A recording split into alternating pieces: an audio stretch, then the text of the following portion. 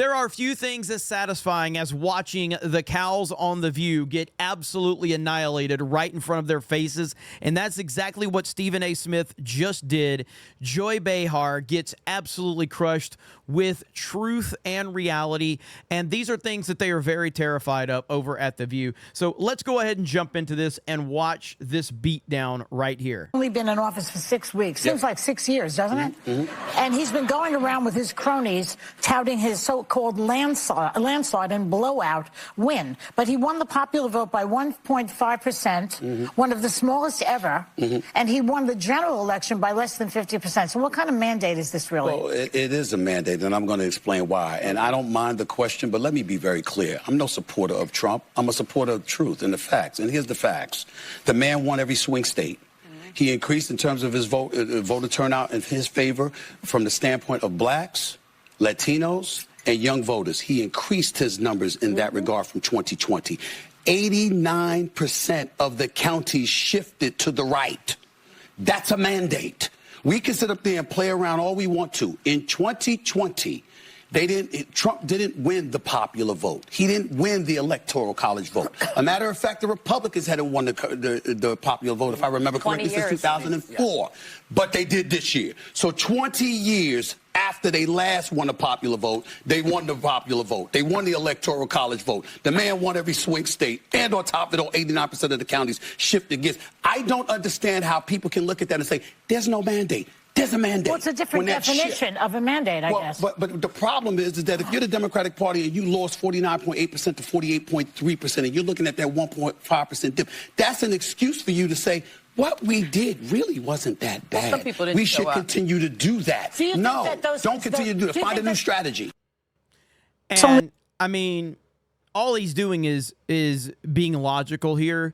Now, I firmly believe that Stephen A. Smith is a politician at heart. This is how he's been able to stay at ESPN for as long as he has and been one of, if not the top guy, the entire time at ESPN. He is a politician at heart, and he knows how to maneuver in the direction that he needs to maneuver in.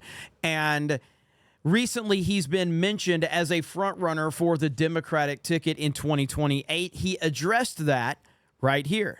I think the fact that I am a candidate for the presidency of the United States of America, according to the polling for the Democratic Party, is the most clear-cut evidence of how pathetic of a state of affairs that exists within the Democratic Party today. I have no business being on that list whatsoever. I am not qualified, but it just shows how pathetic things are at this particular moment in time.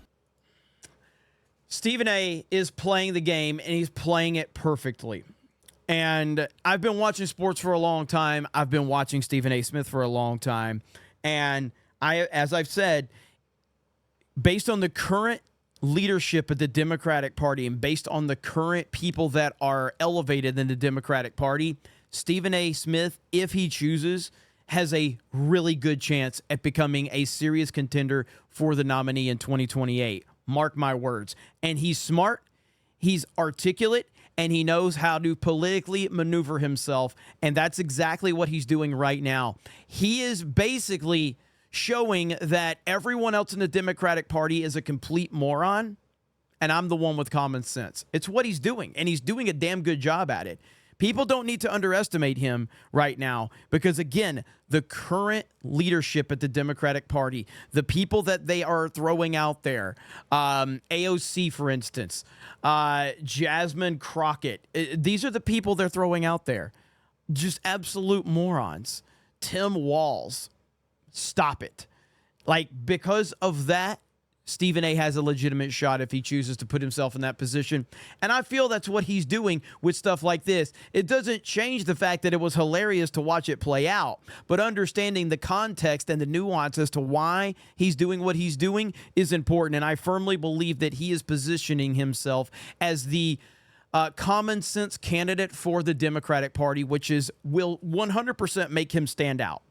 It will absolutely make him stand out because the Democrats are absolutely insane. So just keep that in mind.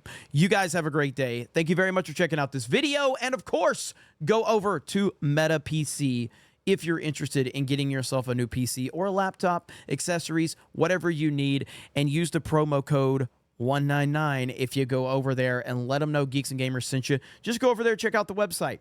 They've been a strong supporter of us for a long time, and they continue to support us, and we appreciate them. So we definitely want to make sure that you're aware of them. Veteran-owned, American-operated. This is Meta PC, and they support us, so go out and support them. Have a great day, and we will talk to you later.